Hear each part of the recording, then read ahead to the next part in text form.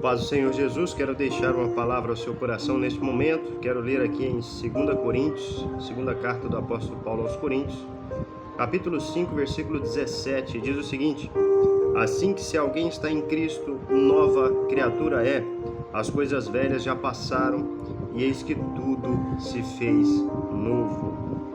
Bom, a carta do apóstolo Paulo aos Coríntios é uma carta mais para corrigir erros, né? Principalmente a primeira.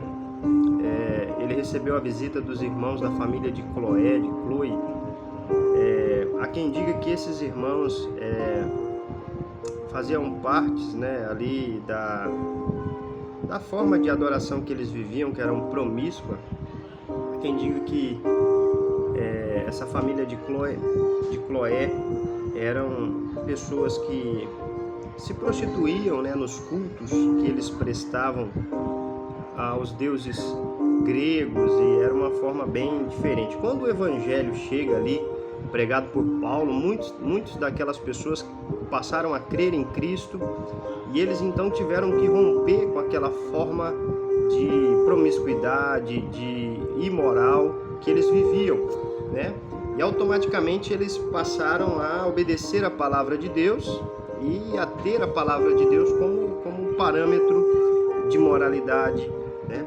E o apóstolo Paulo, quando ele recebe a visita desses irmãos, ele escreve a primeira carta aos Coríntios e ele corrige vários defeitos, partidarismo, a tolerância com o pecado, porque tinha uma pessoa lá que estava tendo relações com a madrasta, né? Então assim, e não tinha nenhum tipo de punição, não tinha... eles estavam sendo coniventes, apesar de serem uma igreja de certa forma cheia do Espírito Santo, que não faltava nenhum dom. Só que a motivação dessas pessoas estavam erradas, né? Porque eles não estavam ali fazendo para agradar a Deus, mas para se promover. E essa imaturidade, essa falta de sabedoria, de maturidade, faziam com que eles tivessem brigas um com o outro e até na justiça, né, um irmão contra irmão diante de juízes ímpios. Então o apóstolo Paulo corrige de forma dura e eles se entristeceram. E essa segunda carta é possível perceber isso, né, que eles estavam tristes. Então o apóstolo Paulo escreve novamente a eles, né, dando mais orientações e dizendo que ele queria ir lá o mais rápido possível, mas de uma forma, ele queria ir lá, mas não em tristeza, né? Porque ele estava, através da carta que ele escreveu, muitos dos irmãos se entristeceram porque eles não tinham ainda maturidade espiritual para ouvirem a palavra de Deus. Quando o apóstolo Paulo fala aqui no capítulo 5, no versículo 17, ele diz assim: assim que se alguém está em Cristo, nova criatura é. As coisas velhas já passaram e eis que tudo se fez novo. Ele se refere a um novo estilo de vida. Aquele que aceitou a Jesus, ele não vive mais na prática do pecado. A primeira coisa que muda é o relacionamento dele com Deus. Essa pessoa, ela passa a viver de forma diferente, porque ela não mais será dominada pelo pecado, ela não mais viverá na prostituição. Se ela, né, passou a crer em Cristo, ela não mais será uma pessoa imoral. Ela vai passar a amar a palavra de Deus, a orar, a buscar a Deus. Isso é algo natural, é algo, quando nós recebemos a presença do Espírito Santo, automaticamente o nosso ser muda, as nossas prioridades vão mudando, e nós precisamos, né, é um novo nascimento. Uma criança, um recém-nascido, ela precisa de se alimentar, ela precisa de cuidados especiais, e esse cuidado especial ela tem quando está servindo a Deus e indo até o templo, indo até a igreja para ouvir a palavra de Deus, para crescer, né?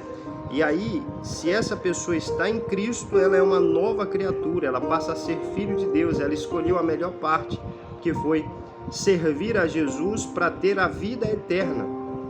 Por mais que a gente tenha prazeres nessa terra, é incomparável, né? Foi por isso que eu aceitei a Jesus, porque é incomparável a alegria que nós teremos de estar eternamente com Cristo, salvos. Por isso que é importante hoje nós abdicarmos dos prazeres pecaminosos e vivermos para Deus, porque assim nós, crendo em Cristo, obedecendo a sua palavra, crendo que Ele é o Salvador do mundo e vivendo para Ele, nós estamos garantindo a nossa salvação, crendo em Cristo, né? Aceitando ao Senhor Jesus e vivendo de acordo com a sua palavra, nós tomamos posse da salvação, porque Ele, sendo o nosso Senhor, Ele nos promete vida e vida em abundância. E essa vida é eterna, é além da terra, né? Além dessa vida corporal humana que a gente tem aqui. Nós teremos a vida eterna com Cristo quando Ele se manifestar ou quando nós partirmos para a eternidade. O nosso nome está escrito no livro da vida e nós não passaremos pela segunda morte, que é ser lançado no lago de fogo para ser atormentado. A Bíblia diz aqui, que Deus nos deu o ministério da reconciliação. O que é isso? Além dele nos fazer uma nova criatura, nós temos a mensagem de Cristo. E que mensagem é essa, né? Ele diz assim, e tudo isso provém de Deus, que nos reconciliou consigo mesmo por Jesus Cristo e nos deu o ministério da reconciliação. Olha aí, isto é, Deus estava em Cristo reconciliando consigo o mundo. Então, Cristo, Ele morreu para reconciliar o mundo. Todas as pessoas que estão vivas hoje podem ter a oportunidade de serem salvas por Cristo Jesus, se crerem em Cristo, porque Ele morreu para reconciliar e salvar aqueles que crerem em seu nome, não lhes imputando os seus pecados, porque a Bíblia diz que todo aquele que pecar, ele morrerá, e o salário do pecado é a morte. E pôs em nós a palavra da reconciliação, de sorte que somos embaixadores da parte de Cristo, como se Deus por nós rogasse. Rogamo-vos, pois, da parte de Cristo, que vos reconcilieis com Deus. Então, o objetivo principal daquele que prega, daquele que fala, que serve a Deus, é que outras pessoas se reconciliem com Deus. E esse era o objetivo de Paulo também, ao escrever aos irmãos de Coríntios, que eles estivessem reconciliados com Deus, vivendo de acordo com a vontade de Deus. E aquele que não conheceu o pecado, fez pecado por nós. Quando Jesus morreu na cruz, Ele se fez maldito, se fez pecado para nos dar a salvação, porque ninguém conseguiria resolver essa questão do pecado. Todos seres humanos que pecassem, eles deveriam morrer e estarem distante de Deus, condenados, ao lago de fogo ou à morte. Mas Jesus veio resolver essa questão, para que nele fôssemos feitos justiça de Deus. Por isso que nós somos justificados pelo sacrifício de Jesus na cruz do Calvário. Nós somos reconciliados com Deus, justificados, nós somos tidos como justos, não por sermos perfeitos, mas por crermos que o sacrifício de Jesus nos purifica de todo o pecado. Nós somos reconciliados, justificados, regenerados, e agora nós vivemos uma vida cheia do Espírito Santo e para a glória de Deus. Que Deus abençoe a sua vida, em nome de Jesus.